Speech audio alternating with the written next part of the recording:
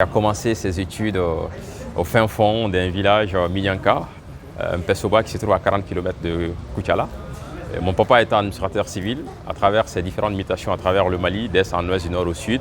Alors j'ai eu la chance de parcourir le Mali profond avec lui, ce qui fait que mes études m'ont mené entre autres au-delà de Mpesoba à Gao, à Dioïla, à Kémassina.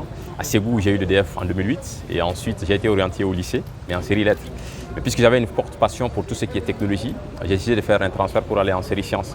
Et là, après l'obtention d'un baccalauréat en série sciences exactes en 2011, je suis parti en Algérie pour poursuivre mes études supérieures.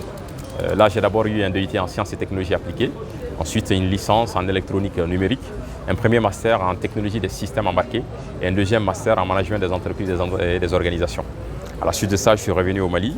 Pendant une année, j'ai essayé de travailler auprès des cracks de l'entrepreneuriat pour avoir des expériences avec eux au niveau de la société Africom, où j'ai été d'abord conseiller spécial du PDG chargé des questions d'innovation, ensuite directeur des projets technologiques, directeur de cabinet du PDG de la même société.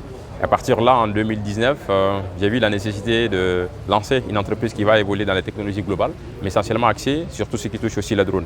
Ce qui m'a donc amené à lancer Millennium Technologies, qui a été officiellement porté sur les fonds baptismaux le 21 mai 2019. Ce qui veut dire que dans quelques jours, nous allons fêter le 3e anniversaire. Alors, c'est une entreprise aujourd'hui qui évolue dans deux volets majeurs. Le premier volet, c'est tout ce qui est prestation et conception technologique. Le deuxième volet, c'est tout ce qui est formation technologique et managériale.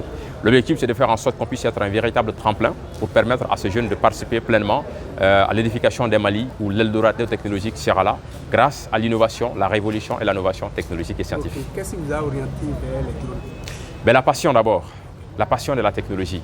Quand j'étais petit et que je voyais les avions, je me posais la question, comment est-ce que les appareils peuvent décoller, c'est-à-dire de la surface terrestre, monter tout haut, sans perdre l'équilibre et descendre. Et c'est pourquoi, sans hésitation, quand il a été question de proposer un projet d'études pour la fin des études en Algérie, je n'ai pas hésité à prendre le drone. Et c'est un domaine aussi qui est d'autant plus passionnant que chaque jour davantage, vous pouvez apprendre plus de choses que vous ne connaissiez avant. C'est ça. Je vous remercie. Merci beaucoup.